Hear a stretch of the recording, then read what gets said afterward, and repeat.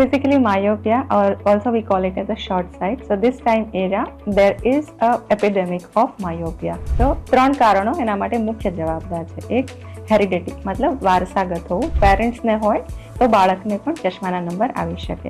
બીજું ફેક્ટર છે ન્યુટ્રિશન, પોષણયુક્ત આહાર. બાળકને બેલેન્સ મલ્ટીવિટામિન સપ્લિમેન્ટ કરતાં પણ ફ્રૂટ્સ, વેજીટેબલ્સ, મિક્સ ડાયટ આપવાથી એમના રેટિનાને સારું પોષણ મળી શકે. થર્ડ ઇમ્પોર્ટન્ટ ફેક્ટર છે screen time. So what the data says કે any child less than 2 years old, 2 વર્ષથી નાના બાળકને સ્ક્રીન એક્સપોઝર 0 હોવું જોઈએ. આજે શું છે, પેરેન્ટ્સ જમાડવા માટે ટીવી અથવા સ્ક્રીનની સામે બેસાડીને જમાવે જેથી બાળક જમી લે. But that is not a right habit. એનાથી બાળકને ખૂબ જ સ્ટ્રેન થાય અને ચશ્માના નંબર આવવાના ચાન્સીસ બહુ જ વધારે છે.